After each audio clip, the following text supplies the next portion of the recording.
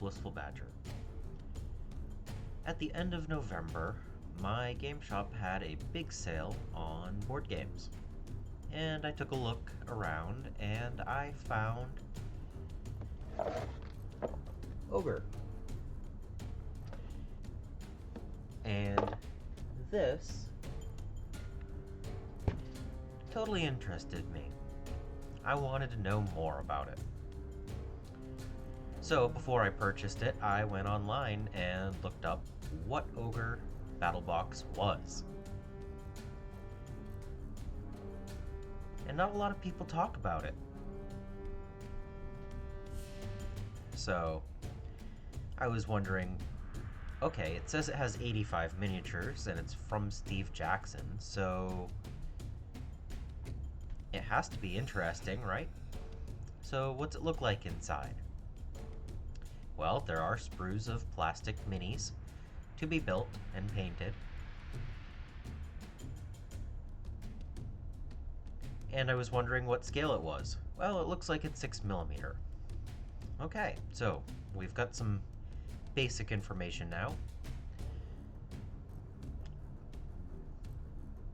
But it looks like there are multiple editions of OGRE. Some of them are cardstock.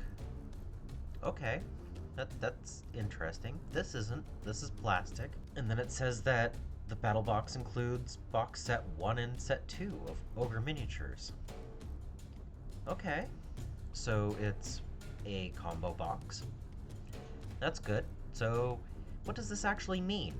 And since there was a sale, I figured, that's enough information to go by. Let's bring it home and check it out. I figured at the worst, I have a whole bunch of 6mm models that I can use for BattleTech. So I unboxed it, and I checked out what was in it, and I liked what I saw. The infantry seemed like they would need a little bit of extra work, but not a huge deal. And I figured, as a board game, this shouldn't take too long to build up and get ready to play. And I wasn't wrong. It only took a few hours to build all of the models inside of this box, which, when it comes to miniatures, is not actually that bad.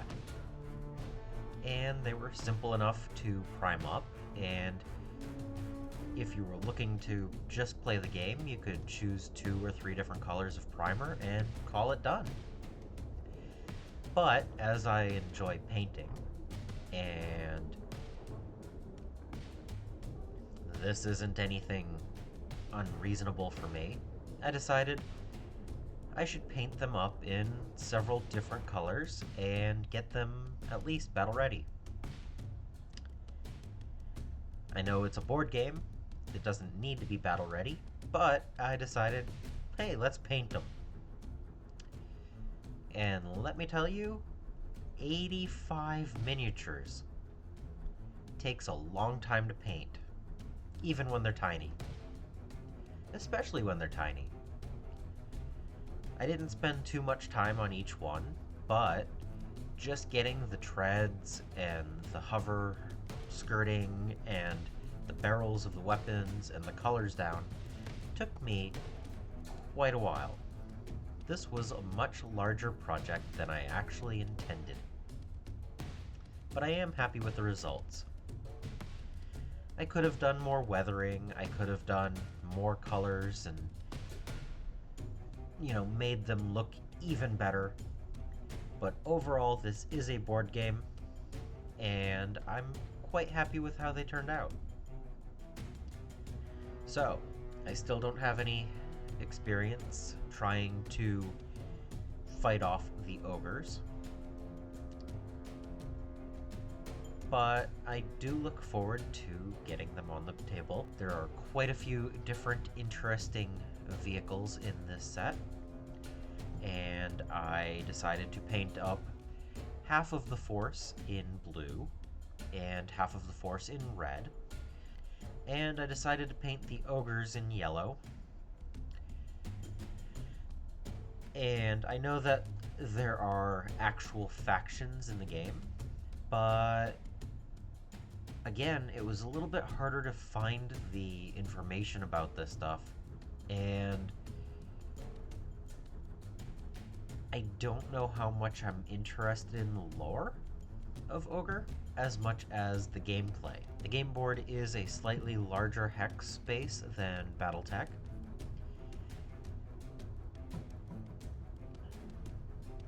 but being that they're hexes, you could probably play classic BattleTech on this map. But yeah, I really am looking forward to getting a game in and trying it out. But I think my original intent of using these models as options for BattleTech is probably where these are actually going to see the most gameplay.